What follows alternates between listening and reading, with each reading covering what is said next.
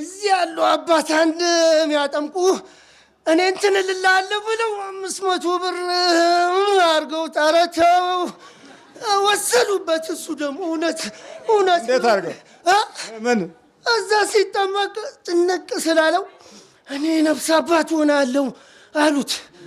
እሺ አለ። እሺ አባት ያለ ታዲያ ምንድን ነው የማደርገው አለ። ጭንቅ ስለው ታዲያ መጽሐፍ ስንክሳር መጽሐፍ ግዛ አሉት። ኧረ ችግር የለም እኔ ልዳን እንጂ እኔ የፈለጉትን ይበሉ አለና ከባንክ ሄደና 1000 ብር አውጥቶ ስንት ነው 500 እንኩ ያው ግዙ ስም ይጻፋል እዛ ላይ ምናምን አለ። ወስኖ አሉት እና በሌላ ጊዜ እዚህ ተገናኘና እኔ ራሴ መንፈሱ አንተ እለዋለሁ። አንተ ነህ እንዴ ያልከው? እኔ ራሴ አንተ እንዴ ያልከው? ተነስ። ልጁ ወደ ጸበል ቦታ እዛው ሲገባ ተገናኙ። ድንግጥ አለ። እኔ ደግሞ ያው ራሴ መንፈሱ አንተ ሲቃጠል ነው ክንፈ ሚካኤል ሲቃጠል ነው እያሉ ያዝ አድርገው ልጁም ግን ነቃባቸውና አባ ሰዱት። እኔ ግን ለምን እንዲፈታት ሌላ እንዳይጨምሩብኝ እንጂ እያለ በቃ ተጣመቀ። አይ ጋንቹሩ ነው ጋንቹሩ በቃ ሄደው ስራው እኮ። ከዛ ወዲህ ታዲያ ሲያዩት ይላሉ አሁን አደኛል እያሉ በቃ ሰይጣን እንዴት አደገኛ እንደሆነ ይሄ አለማወቅ ያመጣው ችግር ነው። እንዳይወራብኝ እያሉ እኮ ሲሉ ነበር። እዛው አወራሁት። አወራው አትችልም አይደል አንተ? ቱሪን አፋ ነህ። ቱሪን አፋ ስለሆነ ያለው ምን አደርጋለሁ? በቃ አወራሁት ብለህ ደግሞ እንደገና ይቆጭሃል። አይደለም እንዳይወራብኝ እያሉ ደግሞ ደውለው ትሄዳለህ እንዲህ መምህር ጋር አሉት። ደውለው አዎ እንዲህ ነገር ቢያጭበረብሩ ነው ማለት ነው ወይ መድረክ ላይ ይናገራል ብለው ይሆን እንዴ አሉ። ያው አልቀረልም። በቃ እና አስቸጋሪ ነገር ነው። እና ይሄ በጣም አስቸጋሪ ነው። እያዩ ማያዩ አሉ።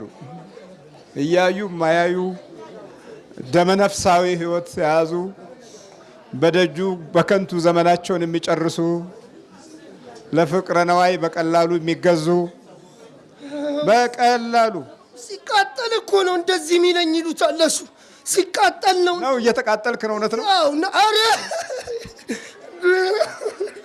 ኧረ አይደለም። ለሱ ግን ሲቃጠል ነው እንዲህ የሚለኝ። እሺ ክንፈ ሚካኤል አይዞ በርታ ይሉታል። ያው እያወቀ በቃ እሺ ኧረ ይውሰዱት። እኔ ምን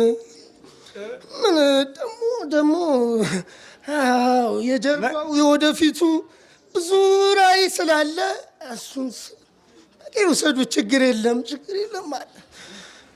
አይ እቺ ገንዘብ ግን ለሁለት ጌቶች መገዛት አትችሉም ነው የሚለው ቃሉ። ወይ አንዱን ይጠላል ወይ አንዱን ይወዳል፣ ወይ ወደ አንዱ ይጠጋል ወይ ከአንዱ ይሸሻል ነው። ስለዚህ ለጌታና ለገንዘብ መገዛት አትችሉም ይላል። ነገሩ ደግሞ እንዲህ አይነት ሰዎች ነው የኛ ሰው የሚወደው። ቺላፍ የሚያደርገውን በጣም ይወዳል።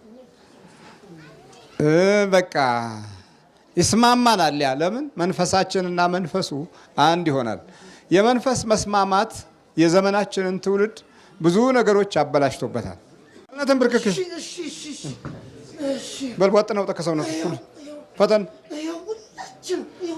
በኢየሱስ ክርስቶስ በቅዱስ ሚካኤል ስም በወላዲተ አምላክ ስም በቅዱስ ገብርኤል ስም ሲኦል እገባለሁ። በቅዱስ እስጢፋኖስ ስም ሲኦል ታስረናል። ቶሎ ሰባት ጭኑት።